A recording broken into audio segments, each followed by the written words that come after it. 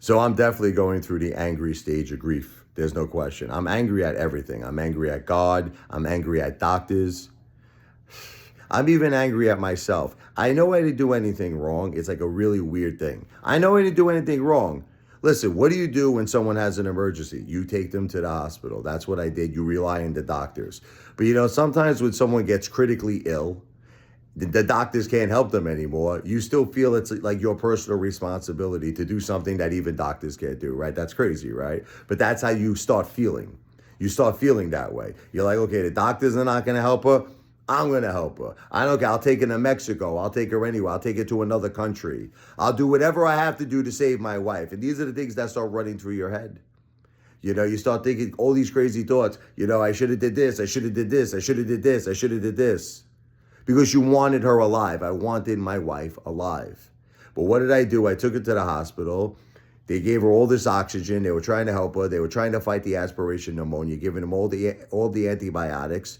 And, we shipped her to the other hospital where they did the brain procedure on her because she had the hypercephalus. They put first the temporary port, the EVD.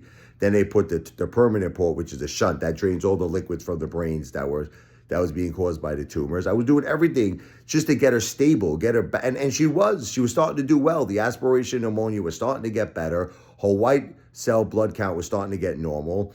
The liquid was draining from the brain, but the problem was, I guess, because she was on a ventilator for so long. She was on for like 5 days, then she went on the ventilator for 14 days. She still had all these secretions from the damn ventilator. She wasn't moving. Who knows why she wasn't moving? Some people say it was probably the cancer in her brain that she wasn't moving her legs. Some people say maybe because she was in bed for like a month. I mean, she was in the hospital for like a month, over a month and a half.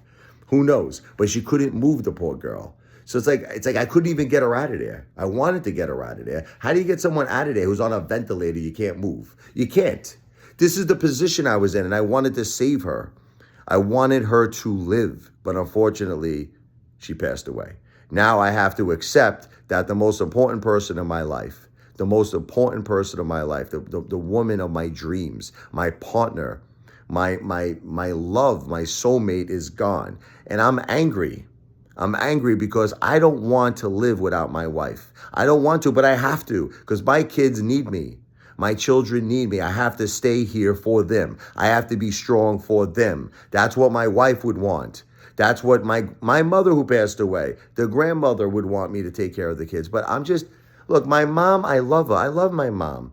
She was 75. She saw me grow up. She saw the grandkids grow up. I'm at peace in my heart with my mom because I felt like, hey, at least she did that. My wife was 46. She was too young. She needed to be here. That's why I'm even angry at God. I get angry at God because I say to myself, when someone is dealing with an impossible situation, we need what's called a miraculous miracle, something to help her. That's God. And if God wanted to, he could have saved her. I still believe this in my heart. But he didn't for some reason. He could have helped her. He could have gave her a lifeline, something to help her. Because God, if you're listening, we needed her in our life. We needed her. The children, Sophia's 11, my daughter. She needed her mother. Michael's 14. He needed his mom. I needed my soulmate. I needed my wife. She was too young for this. And now I have to live the rest of my life without my wife, without my soulmate, without my partner. That's not what I wanted. I didn't want to be a single dad. So yeah, I am very angry.